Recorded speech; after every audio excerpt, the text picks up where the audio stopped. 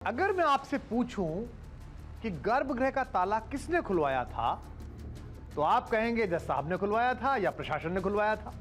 यहां तक तो ठीक है, लेकिन मैं अगर आपसे कहूं कि ताला एक बंदर ने खुलवाया था, तो आप क्या कहेंगे? इस दिलचस्प सवाल के कई अनसुलझे पहलू हैं। आज मैं यानी कुमार विश्वास उन तमाम पहलुओं के साथ आपके सामने प्रस्तुत हूं। आज मैं आपको उस काले बंदर की कहानी सुनाऊंगा जो सुनने में बहुत दिलचस्प है, लेकिन सत्य है।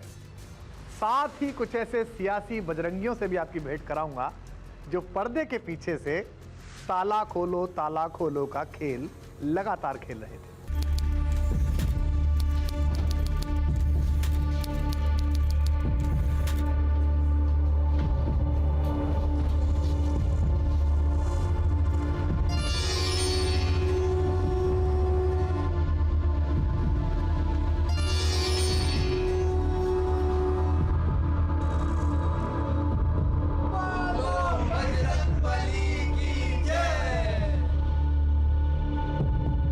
राम जन्मभूमि का ताला तत्काल प्रभाव से खोला जाए। अयोध्या में विवादित इमारत का ताला खोलने का आदेश देने वाले जस्टिस कृष्ण मोहन पांडे बाद में इलाहाबाद और फिर जबलपुर हाईकोर्ट के जज हुए। रिटायर होने के बाद वो लखनऊ में रहने लगे। मुझे अक्सर सुबह की सैर पे मिल जाया करते थे। उन्होंने ताला खोलने के फैसले के पीछे एक दैवी प्रेरणा की कहानी मुझे सुनाई। कहानी बहुत रोचक है। उनका कहना था कि जिस दिन ये दरखास्त उनके सामने आई कि मस्जिद का ताला खोला जाए और पूजा की इजाज़त दी जाए, उस शाम जब वो अपने घर गए तो घर के पोर्टिको के ऊपर एक काला बंदर बैठा हुआ था। यह सहज था, इससे उनको कोई बहुत अचरज की बात नहीं हुई। वो गए, रात में सोए। सुबह जब उठते हैं तो उनके घर के लोगों ने ये बताया कि वो बंदर रात से गया नहीं है, वो वहीं बैठा है और कुछ खा पी भी नहीं रहा है। जज साहब ने उसका नोटिस लिया और वो अदालत चले गए। जैसे ही वो अदालत पहुंचते हैं तो अदालत की फ्लैग पोस्ट पर फिर उसी बंदर को बैठे हुए देखते हैं। तब उन्हें लगता है कि यह तो कोई दैवी प्रेरणा है। इस दैवी प्रेरणा को देखते और इसका स्मरण करते हुए कृष्ण मोहन पांडे जी ने ताला खोलने का फैसला कर दिया। 1986 में फैजाबाद के जिला जज रहे कृष्ण मोहन पांडे और उस काले बंदर की दास्तान कोर्ट परिसर से भी आगे बढ़ी थी। कोर्ट का फैसला लिखते वक्त जज साहब को उस काले बंदर में बजरंग बली की झलक दिख गई थी और फिर उन्होंने चमत्कार को नमस्कार करते हुए राम जन्मभूमि पर लगा ताला खोलने का आदेश दे दिया था। जज साहब के मुताबिक उस बंदर में वाकई दैवीय प्रभाव था और वो बंदर कोर्ट परिसर के बाहर उनके घर पर भी मिला था। जिस रोज मैं ताला खोलने का आदेश लिख रहा था, मेरी अदालत की छत पर एक काला बंदर पूरे दिन फ्लैग पोस्ट को पकड़कर बैठा रहा। वो लोग जो फैसला सुनने के लिए अदालत आए थे, उस बंदर को फल और मूंगफली देते रहे, पर बंदर ने कुछ नहीं खाया, चुपचाप बैठा रहा। फैसले के बाद जब डीएम और एसएसपी मुझे मेरे घर पहुंचाने गए तो मैंने उस बंदर को अपने घर के बरामदे में बैठा पाया। मुझे आश्चर्य हुआ। मैंने उसे प्रणाम किया। वो कोई दैवीय ताकत थी। जज साहब यानी कि कृष्ण मोहन पांडे जी ने और भी कई मौकों पर दावा किया है कि उन्होंने ताला खोलने का जो आदेश दिया था, उसके पीछे उस दैवीय बंदर का असर था। लेकिन क्या वाकई में एक बंदर की वजह से राम मंदिर का ताला खुला था, या फिर उस वक्त कुछ और खेल हुआ था? इस सवाल का जवाब तलाशने के लिए जरूरी है कि आपको इस प्रसंग की पृष्ठभूमि से परिचित करा दिया। अयोध्या के विवादित परिसर में किसी ताले का पहला आधिकारिक जिक्र 10 दिसंबर 1948 को एक सरकारी दस्तावेज में हुआ है। उस वक्त राम जन्मभूमि या बाबरी मस्जिद के मुद्दे पर वहां तनाव का माहौल था और उसी माहौल में वक्फ इंस्पेक्टर मोहम्मद इब्राहिम ने मौके का निरीक्षण करने के बाद अपनी रिपोर्ट दी थी। मस्जिद पर हमेशा ताला लगा रहता है। किसी समय कोई अजान या नमाज नहीं होती। मस्जिद के ताले की चाबी मुसलमानों के पास है। पुलिस ताले को खुलने नहीं देती। शुक्रवार को 2 या 3 घंटे के लिए साफ सफाई होती है और सुबह की नमाज भी पढ़ी जाती है, फिर इसे बंद कर दिया जाता है। 1948 में सरकारी दस्तावेजों में जिस ताले का जिक्र हुआ है, वो विवादित परिसर में लगा हुआ था। गर्भगृह के मुख्य द्वार पर ताला 22-23 दिसंबर 1949 के वाकये के बाद लगा था। उस रात 5 साधुओं के एक जत्थे ने गुपचुप तरीके से रामलला की मूर्ति गर्भगृह में प्रतिष्ठित कर दी थी। देखते देखते इस मामले ने तूल पकड़ लिया, लेकिन विवादित परिसर में पूजन कीर्तन शुरू हो गया था। दूसरी तरफ मुसलमान इस पूरे वाकये से सख्त नाराज थे। तनाव को देखते हुए तब पुलिस प्रशासन ने विवादित इमारत को अपने कब्जे में ले लिया। स्थानीय प्रशासन ने फैजाबाद नगर पालिका बोर्ड के अध्यक्ष प्रिया दत्तराम को रिसीवर नियुक्त कर विवादित परिसर को उन्हें सुपुर्द कर दिया। रिसीवर ने अपनी सुविधा से गर्भगृह के मुख्य द्वार पर लगे सलाखों वाले गेट पर ताला लगा दिया। साल 1986 तारीख 1 फरवरी इसी ताले को खोला गया था। साल 1986 में जब राम जन्मभूमि का ताला खोला गया था, उस वक्त देश के प्रधानमंत्री थे राजीव रत्न गांधी। स्वभाव से स्वर्गीय राजीव गांधी एक सरल इंसान थे। उनकी सियासी सूझबूझ पर भी उसी तरह का सवाल शुरुआती दौर में उठता था, जिस तरह आजकल उनके सुपुत्र और कांग्रेस के नेता राहुल गांधी पर उठता है। लेकिन वो राजनीति की चर्चा है और हमको तो अयोध्या की रेल पकड़नी है, तो अपने स्टेशन पर चलते हैं। इस वक्त तो चर्चा उस दौर की जब पूर्व प्रधानमंत्री राजीव गांधी अपनी पॉलिटिकल लाइफ, अपने राजनीतिक जीवन की सबसे बड़ी और सबसे कड़ी परीक्षा दे रहे हैं। राजीव गांधी कांग्रेस के पहले एक्सीडेंटल पीएम थे। उनके छोटे भाई संजय गांधी स्वाभाविक तौर पर इंदिरा गांधी के राजनीतिक वारिस थे, लेकिन पहले संजय गांधी की हवाई दुर्घटना में मौत और उसके बाद मां इंदिरा गांधी की नृशंस हत्या की वजह से वो देश के प्रधानमंत्री बन बैठे। I, Rajiv Gandhi, do solemnly affirm that I will bear true faith and allegiance that I will bear true faith and allegiance to the Constitution of India. to the Constitution of India. राजनीतिक जीवन में उनकी पहली अग्नि परीक्षा हुई शाहबानो प्रकरण में। इंदौर की रहने वाली शाहबानो 5 बच्चों की मां थी, जिसे उसके पति मोहम्मद अहमद खान ने तलाक देकर घर से निकाल दिया था। शाहबानो और उनके बच्चों के भरण पोषण का मामला जब सुप्रीम कोर्ट पहुंचा, तो कोर्ट ने शाहबानो के पक्ष में फैसला सुनाया। शुरू में राजीव गांधी सुप्रीम कोर्ट के फैसले से खुश थे। राजीव सरकार के मंत्री आरिफ मोहम्मद खान ने संसद में इस फैसले के समर्थन में एक लंबा भाषण दिया। खान बताते हैं कि ऐसा उन्होंने प्रधानमंत्री के कहने पर किया।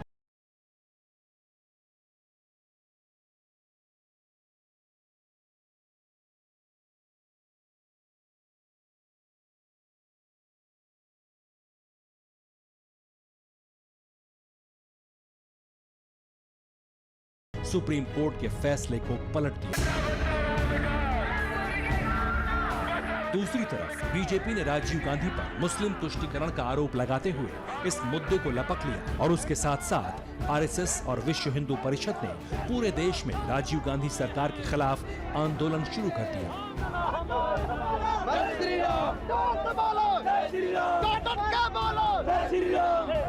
आम हिंदुओं के मन में भी यही सवाल उठ रहा था कि आखिर एक देश में धर्म के आधार पर महिलाओं के लिए 2 कानून क्यों? धार्मिक आधार पर बंटे समाज और सियासत के इसी नाजुक मोड़ पर एक रोज राम मंदिर का ताला खोलने की पटकथा लिखी गई, जिसके सूत्रधार थे राजीव गांधी के ममेरे भाई और उस समय के आंतरिक सुरक्षा मंत्री अरुण नेहरू। शाहबानो केस से हिंदुओं का ध्यान हटाना बहुत जरूरी है।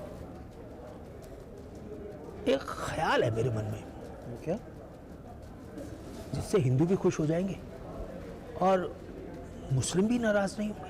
ये तो चमत्कार होगा, हिंदू भी खुश और मुसलमान नाराज नहीं होंगे। हाँ हाँ, कौन सा आइडिया है आपके पास? अरे है ना, देखिए राजीव जी, राम मंदिर का ताला खुलवा दिया जाए, इससे हिंदू तो खुश होंगे ही और मुसलमानों से पहले से ही तय कर लिया जाए कि वो विरोध नहीं करेंगे। वाकई क्या ऐसा हो सकता है? हाँ हाँ, क्यों नहीं हो सकता, होगा। आप आदेश करें। Go ahead. आपकी परमिशन बहुत जरूरी है। It's there for you. काम तो करना ही है, देश हित में जो भी करना है वो तो करना ही चाहिए। तारीख पर तारीख, तारीख पर तारीख, सनी देओल का रजत पटकथा में बोला गया यह डायलॉग अयोध्या विवाद में भी काम आता है। अयोध्या विवाद में भी कम तारीखें नहीं हैं। एक का रहस्य खत्म नहीं होता कि दूसरे का गहरा हो जाता है। अब दो और तारीखें आपके सामने मैं लेकर आया हूं, 1 फरवरी 1986 और दूसरी 5 फरवरी 1986। 1 फरवरी को राम मंदिर का ताला खुलता है और उसके 4 दिन बाद 5 फरवरी को संसद में मुस्लिम महिला बिल आता है, जिसके जरिए प्रधानमंत्री राजीव गांधी ने शाहबानो प्रकरण पर सुप्रीम कोर्ट का फैसला पलट दिया था। ऐतिहासिक लम्हा था, गलती थी, सही था, वो आप जाने, लेकिन याद होगा आपको। यानी इन 5 दिनों के अंदर भारतीय राजनीति के 2 ऐतिहासिक अध्याय लिखे गए। इन 2 वाकयों के बीच, ठीक बीचों बीच 3 फरवरी को राजीव सरकार के तत्कालीन मंत्री श्री आरिफ मोहम्मद खान, जो इन दोनों गवर्नर के पद पर सुशोभित हैं, अपनी कुछ चिंताओं के साथ प्रधानमंत्री श्री राजीव गांधी से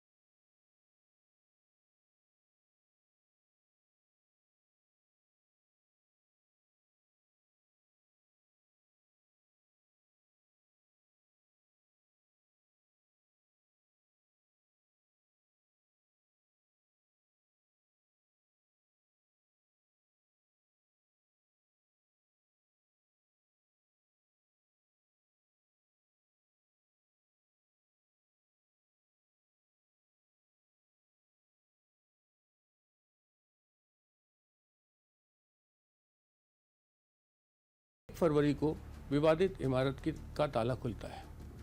5 फरवरी को संसद में सुप्रीम कोर्ट के फैसले को पलटने के लिए मुस्लिम महिला बिल आता है। ताला खुलते ही उस समय राजीव गांधी के सहयोगी, मंत्रिमंडलीय सहयोगी आरिफ मोहम्मद खान 3 तारीख को उनसे मिलते हैं और कहते हैं कि ताला खुलने से बहुत उन्माद है, मुस्लिम आवाम सड़कों पर है, हमारा बड़ा नुकसान होगा, मुस्लिम महिला बिल के किनारे लग जाएगा, हमें उसका कोई फ़ायदा नहीं होगा। आरिफ मोहम्मद खान का कहना है कि राजीव गांधी ने उनसे कहा कि तुम इसकी फ़िक्र मत करो, ताला खुलने की इत्तला मैंने मुस्लिम लीडर्स को दे दी थी, मेरी खुद अली मियाँ से बात हुई है। यानी अली मियाँ साहबानो मामले पर राजीव गांधी का समर्थन चाहते थे और राजीव गांधी जन्मभूमि के सवाल पर अली मियाँ का समर्थन चाहते थे। दोनों में एक ये डील थी। उसके दूसरे ही दिन लखनऊ से छपने वाले कौमी आवाज़ में अली मियाँ का एक बयान छपता है कि मुसलमानों को इस मामले पर ज़्यादा ध्यान देने की ज़रूरत नहीं है, उन्हें इस मामले का विरोध करने की भी ज़रूरत नहीं है, क्योंकि ऐसी ढेर सारी मस्जिदें हैं जिन पर गैरों का कब्जा। राजीव गांधी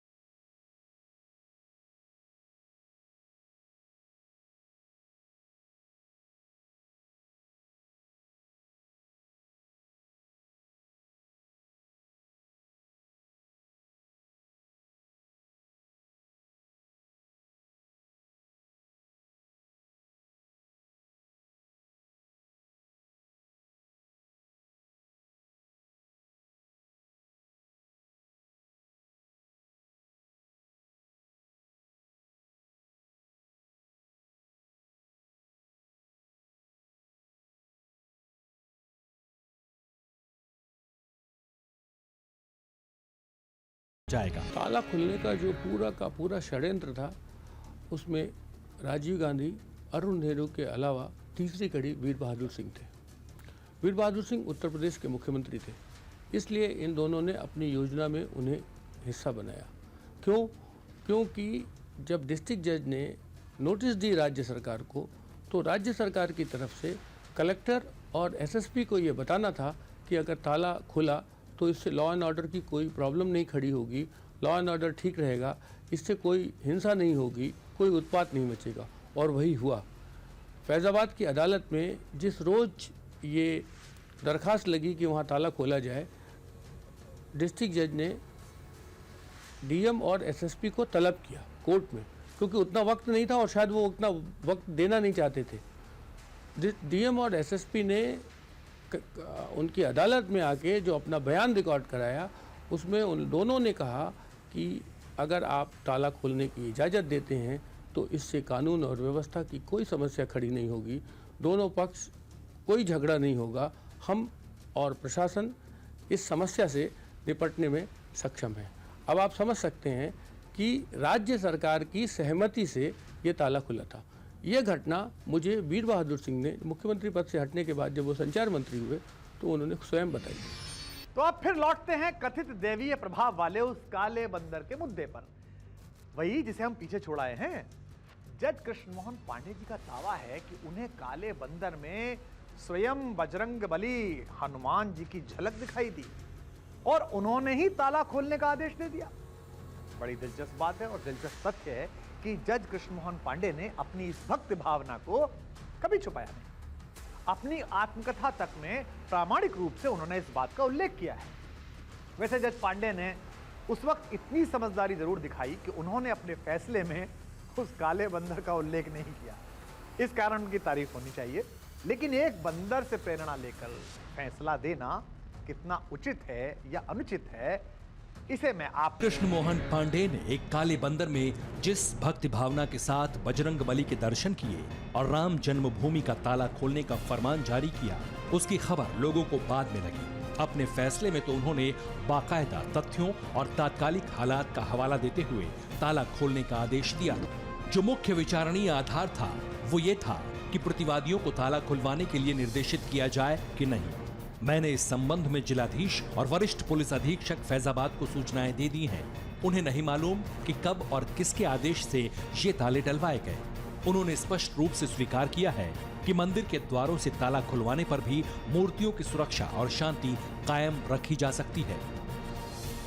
जज के.एम. पांडे का यह फैसला मुलायम और वीपी सिंह सरकार को जरा भी रास नहीं आया। इस फैसले के बाद उन्हें कम महत्व के स्टेट ट्रांसपोर्ट प्राधिकरण का चेयरमैन बना दिया गया। के.एम. पांडे के जब हाईकोर्ट में जज बनने की बात चली तो वीपी सिंह सरकार ने फच्चर फंसा दिया, उनकी फाइल में प्रतिकूल टिप्पणी कर दी। मुलायम सिंह यादव अपने मुस्लिम जनाधार को देखते हुए पांडे को जज नहीं बनने देना चाहते थे। इस मौके पर चंद्रशेखर सरकार में कानून मंत्री बने सुब्रमण्यम स्वामी ने के.एम. पांडे की बड़ी मदद की थी।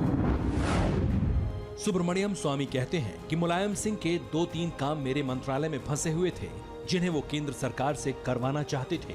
स्वामी की सक्रियता देखकर मुलायम सिंह को लगने लगा कि स्वामी हर हाल में के.एम. पांडे को हाईकोर्ट का जज बनवा कर ही रहेंगे।